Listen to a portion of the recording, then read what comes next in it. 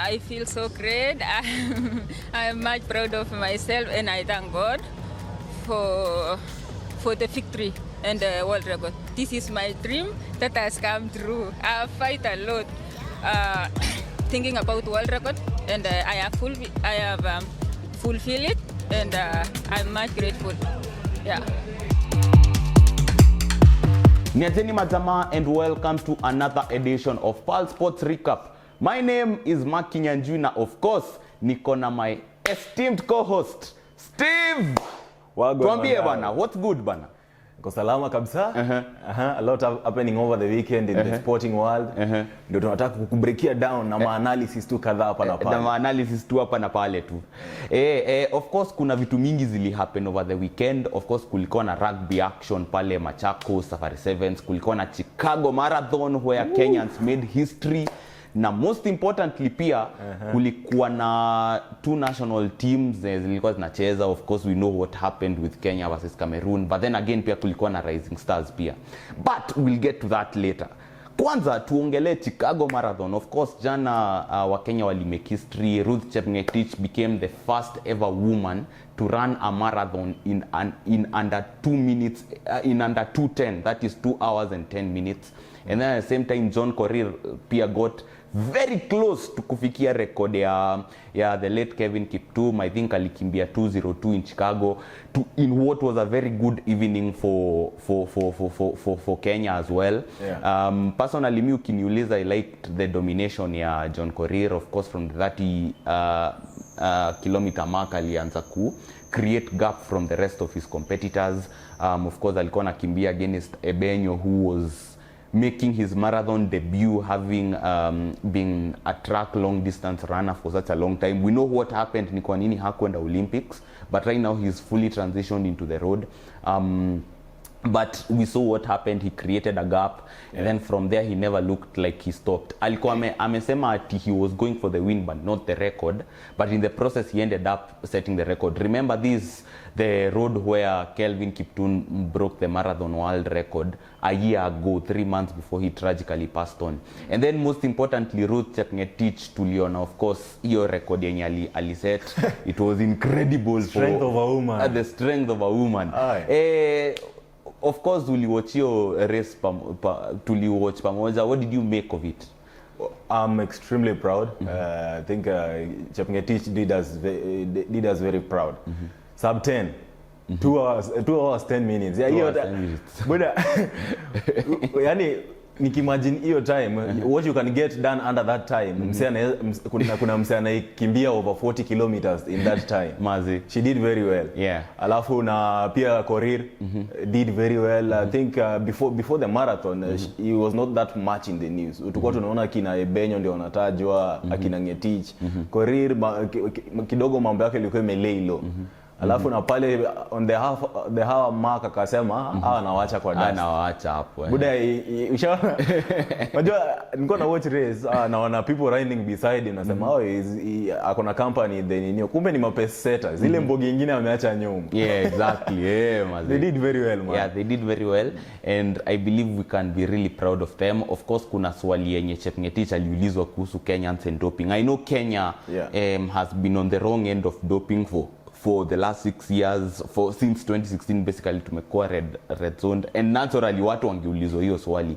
But for me I think it's very unfair because people assume that because Kenyans are talented. Yes, they have mimi nasemanga Kenya is the only country where, and maybe alongside Ethiopia kidogo, where kama wewe ni mwanaume na una run marathon in under 2 hours and 5 minutes utaenda Olympics. That's how stacked and talented we are. Ni kama tu venye America unapatanga unaweza kimbia sub 10 100 meters. Like 100 meters ukimbie sub 10 na bado utaoch Olympics kwa mtaa kama Christian Coleman. Unaget? But I don't think it's still fair. Yes, as much as go red zone, let people enjoy themselves, bana. Haingefaa huyo journalist amrushe into the deep end hivyo. What did you make of how Chepngetich reacted to that question? Yeah, she handled it very well. Obviously, like the way she said, people talk. Maswali kama hizo zitakuwa, obviously, the rest of the world does not comprehend when you mesema exactly what is average for our runners is probably the best time for some. So, hiyo time yenye Chepngetich ali put up, for Chepngetich, maybe it was just another day in the office. But for someone who, countries like US who are not very good marathoners, they can't comprehend that. So someone is thinking, for someone to run that time, they must have been using something. Yeah, exactly. But like you said, when they run under 10 seconds in the 100 meters, we don't question it because we know that's their trade. Exactly. Yeah.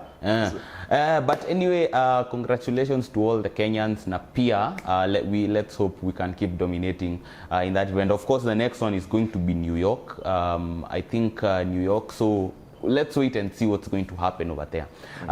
Moving away from athletics, of course, kulikuwa na Safari Sevens. Of course, Shuja made a statement of intent by beating Shogun by 12 points to 0 in the final. Of course, pia Kenya Lionesses fell a little short towards the end, hata kama walifika finals. And Morans also got to the semi-finals. I think from a depth perspective, Kevin Wambua will be happy with what he saw from both his sides. Morans usually inakuanga ni wale wase wenye wameperform vizuri National 7 circuit ama wamekuwa on the periphery of the Shuja, so wanataka wapewe game time wajiprove kama wanaweza prove sufficient enough depth na wanaweza kuwa valuable enough for when the 7th circuit starts. And the 7th circuit starts in November. And Kenya are back having won promotion back to the top flight of World Sevens Rugby at the first time of asking.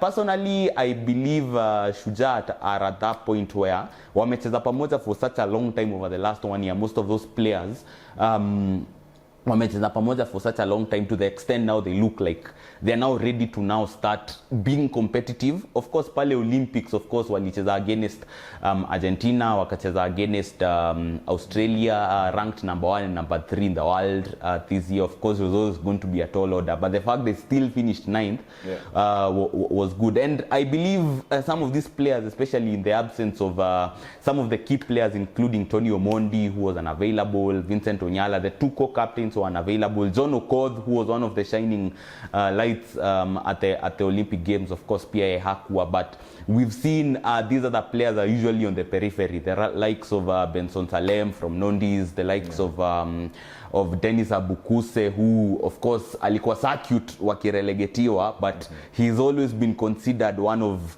unaona wala wase wa break glass in case of emergency, wanakuanga hivyo. But personally, I believe some of these players are stepping up to the plate, and Wambua will have been happy with what he saw. Bling will have been happy with what he saw ahead of the start of the new season. Oli ongelea aje hiyo tona. Yeah.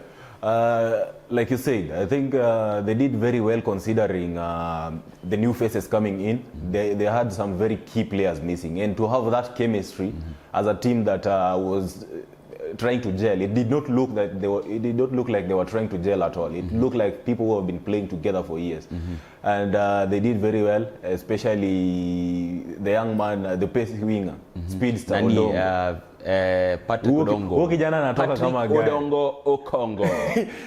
Thank God he found rugby. In another world. Hakuwa sprinter by the way. Then akachukuliwa tijua anakimbia haraka. By the way, do you reckon he anaweza nini 100 meters? I think he can because he's speedy, but kuna reason Mungu akikuita ucheze rugby is a reason. Of course, maybe he found his level. He got found out at the Olympics because it was the first time he was playing at such a stage.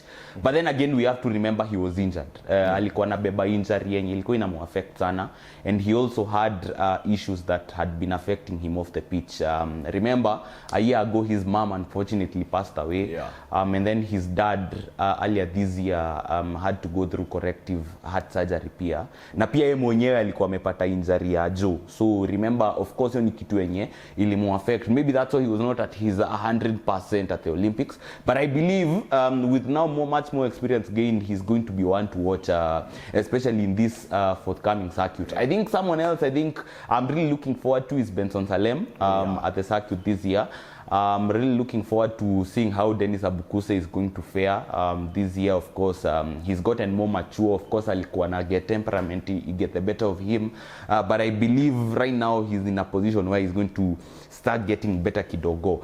And also some of these other players, especially Tuliona Gabriel Ayimba playing, of course. So all these players, we're going to see what they can offer to the team, because as long as they can avoid relegation and cement themselves as a solid circuit team again, I think that will be good building blocks moving forward wakiendelea hivyo. And then maybe tukimalizia pia, we are going to talk about the women. Of course, the women wamekuwa affected sana in terms of depth. Dennis Mwanza amekuwa complain sana that the depth is not good enough, but we saw with the Cubs and the Lions some of the players that came into play. Let's hope as cause pia wao watakuwa challenger wakijaribu kupanda to the top flight of women's rugby, that they are going to do better. Yeah. Anything else you need to say on that? I feel like Paris Olympics, when you lisema the way Shuja performed, I think it shows who really, in that tournament, it really showed who went to the Olympics. Because even though they did not live out to expectation at the Olympics, like Kipchoge said, it's all about participation. And it showed, because we could really tell who came from playing at the world stage and who was just in the local leagues. Yeah. That's all Majama for today. Make sure you follow Pal Sports Kenya for all things sports content. Mimi nimekuwa host wako Mark Kinyanjui, ama ukitaka Kinya Y. And I've been Steve Awino. Till next time Majama. Adios.